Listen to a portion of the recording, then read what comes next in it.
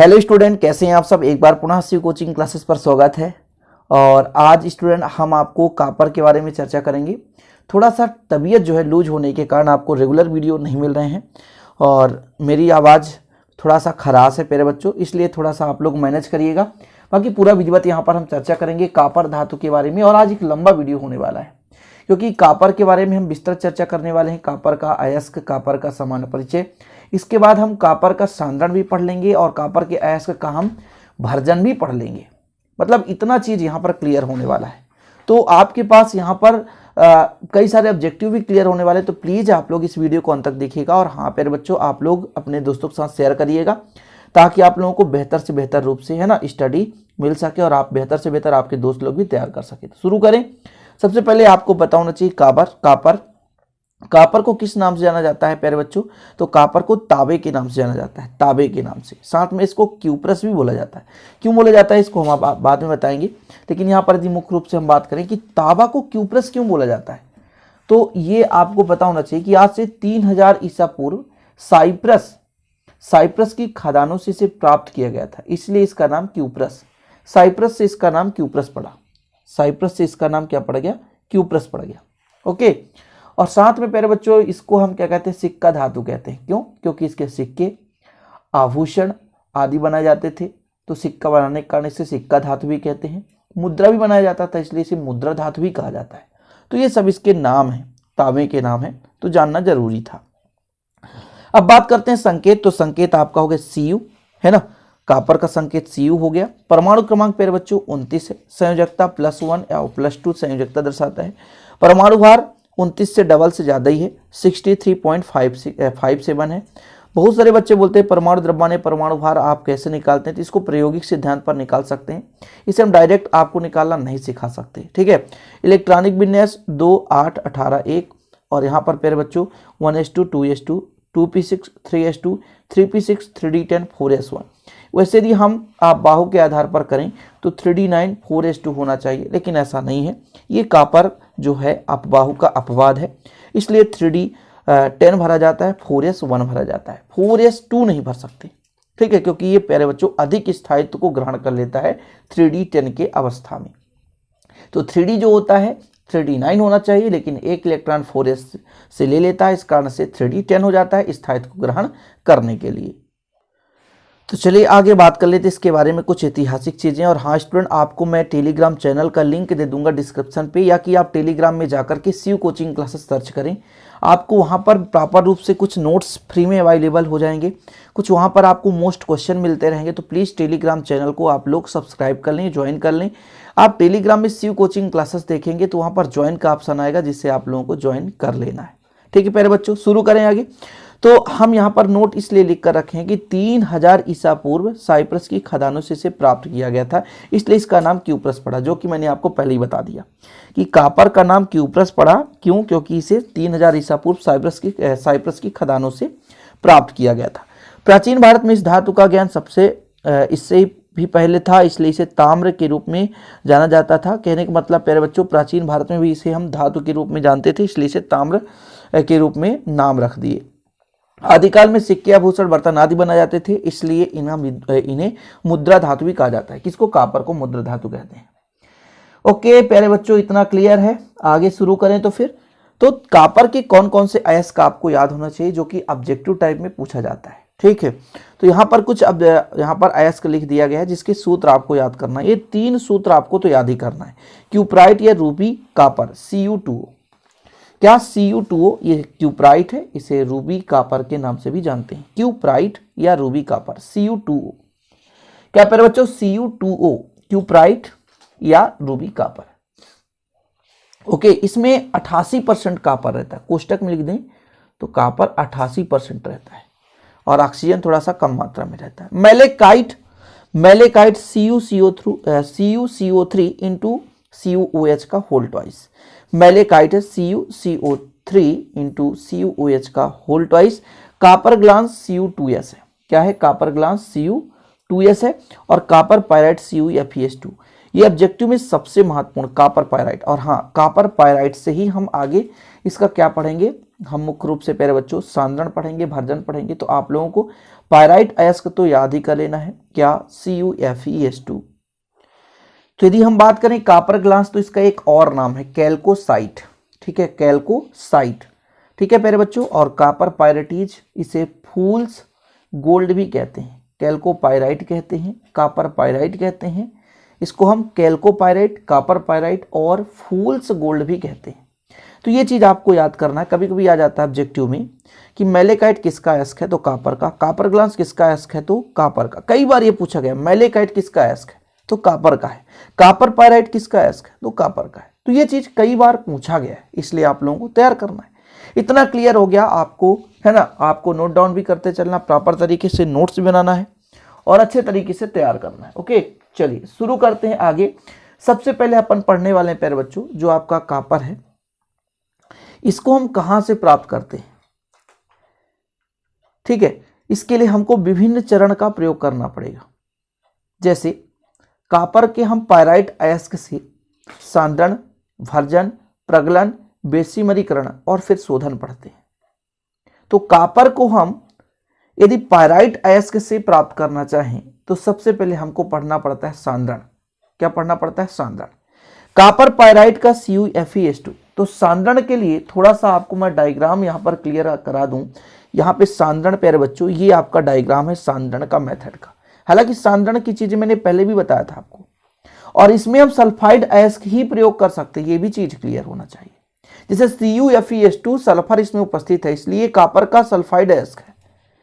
Copper pyrite का प्रयोग करेंगे। इसमें होता क्या प्यारे बच्चों कि एक टैंक होता है, टैंक में अपन करते क्या है कि जिस भी धातु का सांद्रण करना होता है, सांद्रण पढ़ रहे हैं अपन, जिस भी धातु का सांद्रण करना होता है उसको अपन क्या करते हैं, इस पात्र के नीचे तली पर रख देते हैं। साथ में इसमें कुछ तारपीन का तेल, पानी भी मिला देते हैं प्यारे बच्चों, ताकि इसका एक मिश्रण बन जाए। ये जो आपका कॉपर है वो पानी में घुल जाए। इसमें थोड़ा बहुत सल्फाइड अयस्क के साथ साथ मान लीजिए कुछ अयस्क के तेल, या मान लीजिए तारपीन का तेल है, यूकेलिप्टिस का तेल है, ये चीजें मिलाई जाती है।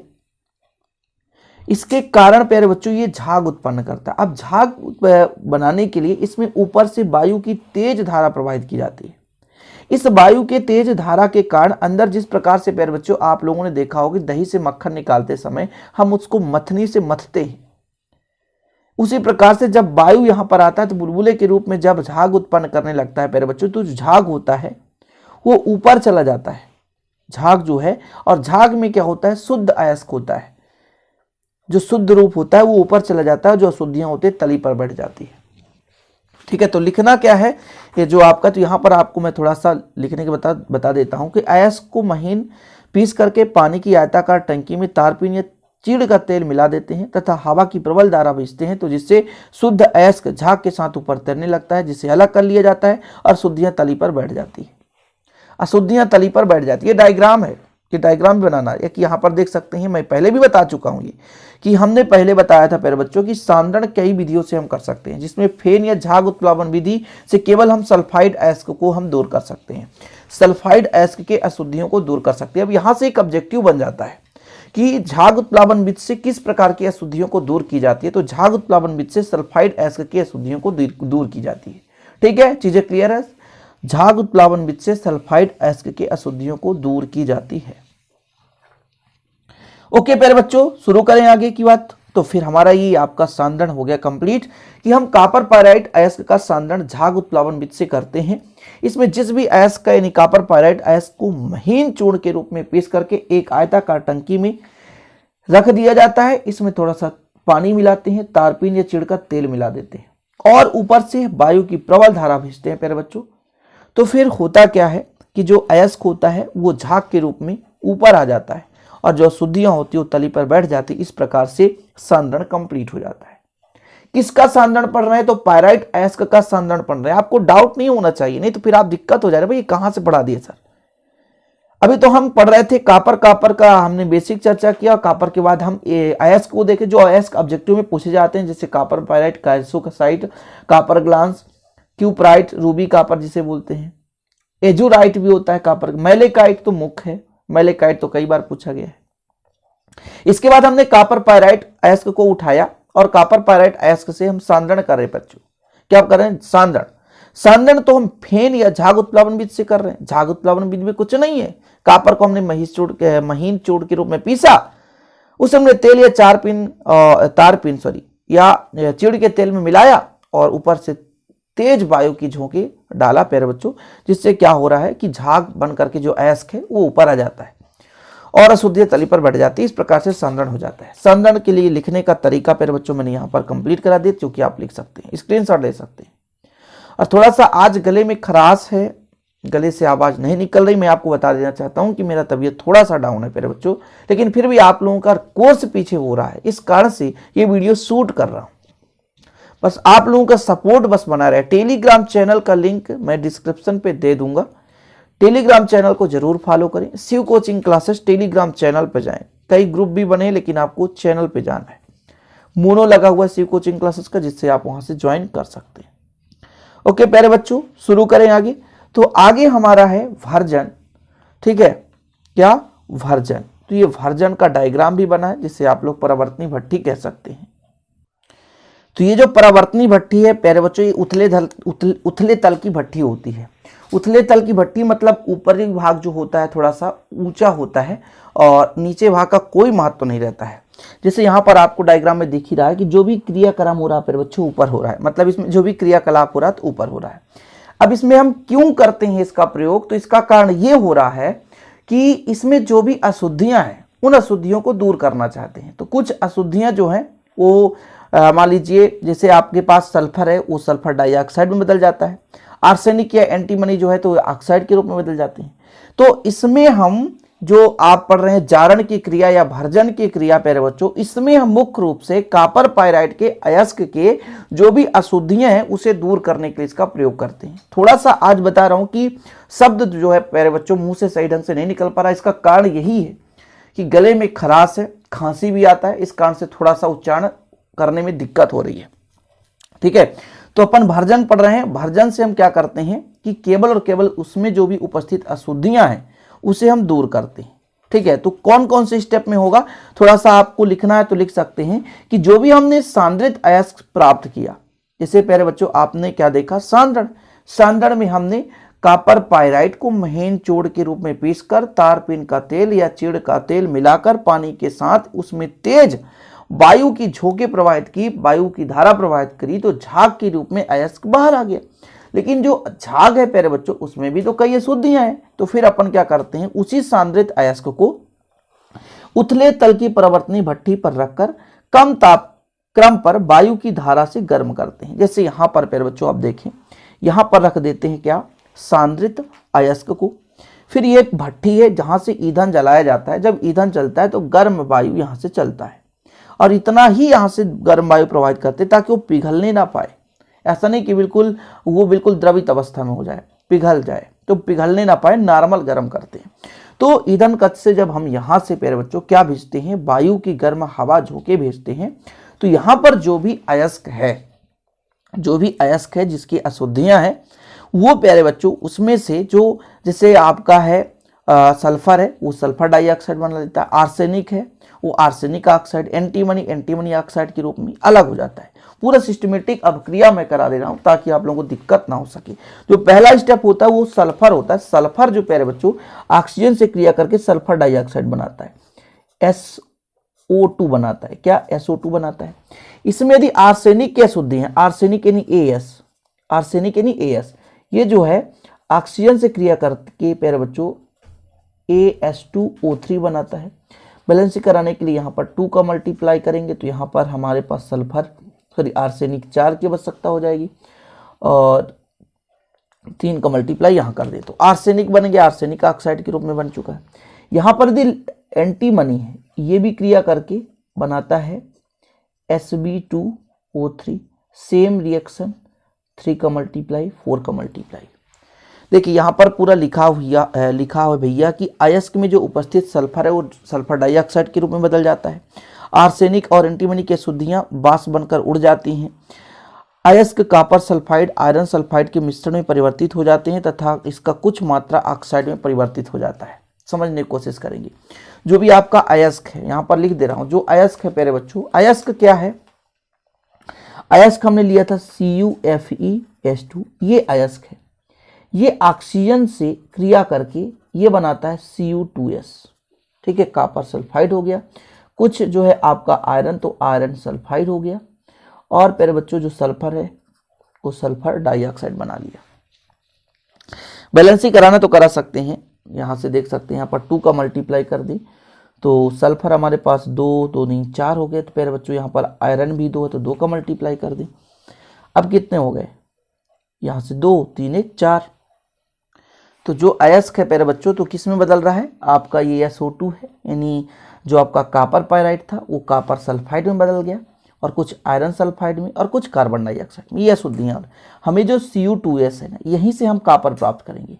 ये जो Cu2S है और FeS की जो कुछ मात्रा है वो ऑक्साइड में परिवर्तित होता है, यहीं से हम क्या प्राप्त करेंगे प्यारे बच्चों, कॉपर प्राप्त करेंगे, क्योंकि आगे हम पढ़ेंगे प्रगलन।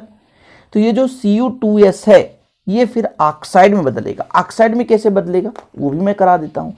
तो आपका क्या है Cu2S, क्या है Cu2S, यदि ये ऑक्सीजन से क्रिया किया तो Cu2O बनाता है और SO2 बनाता है। बैलेंसिंग कराने के लिए यहाँ पर देख सकते हैं केवल ऑक्सीजन की कमी है, तो यहाँ का हम 2 मल्टीप्लाई कर दे तो यहाँ 2 तो ऑक्सीजन 2 हो गए और सल्फर 2 हो गए, तो यहाँ पे 2 2 दूनी 4 हो गया, और ऑक्सीजन की कमी 3 दूना 6 हो गया। बैलेंसिंग कराते तो बन रहा होगा ना प्यारे बच्चों। बैलेंसिंग तो मैंने बहुत ऑलरेडी करा के, आपको यदि वीडियो नहीं मिल रहे तो पुराने वीडियो देख सकते हैं। संतुलन कैसे करें, रासायनिक समीकरण संतुलन कैसे करें, तो ये आप लोग सर्च करेंगे। और यहाँ पे जो आपका आयरन सल्फाइड है FeS, ये ऑक्सीजन से क्रिया करता है, FeO बनाता है प्लस SO2 बनाता है। बैलेंसिंग कराने के लिए यहाँ पर ऑक्सीजन 2 है, यहाँ पे 3 है प्यारे बच्चों, तो 2 का मल्टीप्लाई, यहाँ पे 2 का मल्टीप्लाई 2 का मल्टीप्लाई 6 हो गए, तो 3 दूना 6। तो इस प्रकार से ये हो गया आपका क्या, ये आपका हो गया भर्जन। भर्जन से हमने बहुत सारी अशुद्धियां दूर कर दी। एक तो सल्फर की अशुद्धि दूर हो जाती है प्यारे बच्चों, ठीक है, और ये एक हमारा एंटीमनी आर्सेनिक, ये जो है ऑक्सीजन के साथ क्रिया करके ऑक्साइड के रूप में सीधे उड़ जाते हैं, ठीक है, और हमें Cu2O मिल जाता है, Cu2O। तो आज की इस वीडियो में इतना ही प्यारे बच्चों। भर्जन पढ़ लिया आपने, सांद्रण पढ़ लिया, और हाँ टेलीग्राम का लिंक डिस्क्रिप्शन पे मिलेगा, वहाँ से आप टेलीग्राम चैनल ज़रूर सब्सक्राइब कर लें ताकि आप लोगों को वहाँ भी स्टडी मटेरियल में देता रहूँ। और आज की इस वीडियो में प्यारे बच्चों आप लोगों ने बहुत कुछ सीखा होगा। प्लीज़ आप लोग चैनल को सब्सक्राइब जरूर करें और साथ ही बेल आइकन प्रेस कर लें। हम आपके लिए लगातार ऐसे ही मेहनत करते रहेंगे, पूरे टॉपिक को क्लियर कराएंगे, हमारा आपसे वादा है। NCERT पैटर्न पर आपके पूरे कंप्लीट वीडियो जो है प्रोवाइड कराए जाते हैं, इसलिए आप लोग बेहतर रूप से तैयारी करें। चलिए मिलते हैं अगले वीडियो के साथ, तब तक के लिए जय हिंद, वंदे मातरम।